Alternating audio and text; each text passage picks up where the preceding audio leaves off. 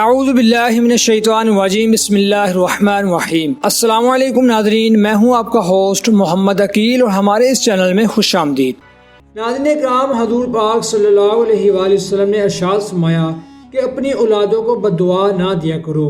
ناظرین اکرام، یہ اکثر معاملہ پیرنٹس کے ساتھ ہوتا ہے کہ جب بچے ان کی بات نہیں مانتے تو والدین غصے میں آ کر کبھی کبھار اپنے بچے کو بد دعا دے دیتے ہیں، اور وہ دل سے نہیں دے رہے ہوتے، اور ویسے ہی اپنی عادت سے بد دعا کر دیتے ہیں کہ تیرے ساتھ یہ ہو جائے، اللہ تیرے ساتھ ایسا کر دے۔ ناظرین اکرام، یہ کہنا بھی بالکل درست نہیں ہے۔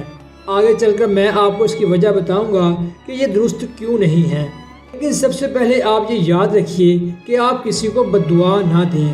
اگر کسی کے اوپر غصہ آ رہا ہے یا والدین کو اپنی اولاد کے اوپر غصہ آتا ہے، ان کو سمجھائیں اور تسلی کے ساتھ اور اچھے طریقے سے ان سے بات کریں۔ اور ناظرین، زیادہ تر اسی طرح بد دعاؤں سے بچوں کے دل بھی سخت ہو جاتے ہیں، پھر وہ بالکل بات بھی نہیں مانتے۔ تو ناظرین اکرام، غصے کا ایک بہترین علاج بتایا گیا ہے کہ اگر آپ کو کسی کے اوپر غصہ آئے تو اگر آپ بول رہے ہیں تو فوراً خاموش ہو جائیں، اور اگر آپ کھڑے ہیں تو بیٹھ جائیں، اگر آپ لیٹے ہیں تو کہیں چکر لگانے چلے جائیں۔ غصہ اللہ کے حکم سے اور اللہ کی مرضی سے خود ہی ختم ہو جائے گا۔ اس لیے غصے کے وقت کسی کو بد دعا نہیں دینی چاہیے، بد دعا کے اثرات بہت زیادہ ہوتے ہیں۔ ناظرین اکرام، حدیث کی روشنی میں آپ کو بتاتا ہوں کہ اس کے اثرات کیا ہوں گے۔ امام مسلم رحمۃ اللہ نے ایک روایت نقل کی ہے کہ حضرت جابر بن رضی اللہ تعالیٰ عنہ روایت کرتے ہیں کہ نبی اکرم صلی اللہ علیہ وآلہ وسلم نے ارشاد فرمایا کہ اپنی جان کے خلاف بد دعا نہ کرو، اور اپنی اولاد کے خلاف اور اپنے مالوں کے خلاف بد دعا نہ کیا کرو، کہ ہو سکتا ہے کہ وہ گھڑی ایسی ہو، یعنی ٹائم ایسا ہو کہ جس میں اللہ تعالیٰ اپنے ہر بندے کی دعا کو قبول کرتا ہو، تو اس وقت آپ بد دعا کر رہے ہوں گے اور آپ کی بد دعا بھی قبول ہو جائے گی، اور پھر اس سے بہت بڑا نقصان ہو سکتا ہے۔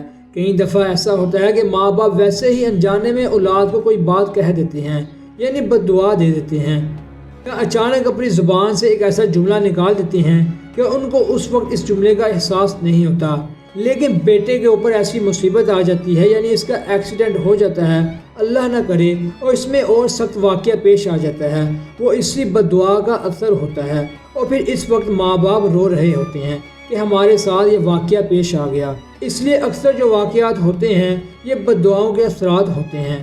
تو لہذا ناظرین، آپ کوشش کریں، خاص طور پر ماں باپ کوشش کریں کہ اپنے بچوں کو بد دعا نہ دیا کریں، کیونکہ حدیث پاک میں یہ سختی طور سے منع فرمایا گیا ہے کہ کسی کو بد دعا نہ دیا کرو، کیونکہ بد دعا دینا ایک سخت ترین گناہ ہے۔ تو لہذا ناظرین، آپ کو چاہیے کہ دوسروں کے لیے دعا زیادہ سے زیادہ کیا کریں، نہ کہ بد دعا دیا کریں۔ ہو سکتا ہے کہ وہ وقت قبولیت کی گھڑی کا ہو اور وہ کسی کے حق میں آپ کی دعا قبول ہو جائے، آپ کی وجہ سے، یعنی آپ کی مانگی کی دعا کی وجہ سے کسی کی قسمت جاگ جائے۔ تو لہذا ناظرین، ہمیں چاہیے کہ ہم دوسروں کے لیے دعا کریں، نہ کہ بد دعا کریں۔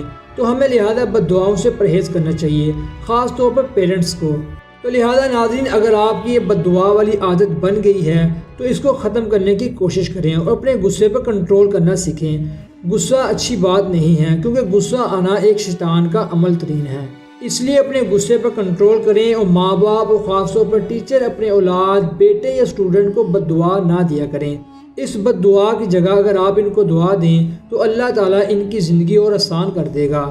تو لہذا ناظرین، آخر میں اللہ تعالیٰ سے دعا ہے کہ اللہ تعالیٰ ہمیں اپنے پیاروں کو نہ کہ بد دعا بلکہ دعا دینے کی توفیق عطا فرمائے، آمین ثم آمین۔ تو دوستو، اسی کے ساتھ ہی آج کی ہماری ویڈیو کا اختتام ہوتا ہے۔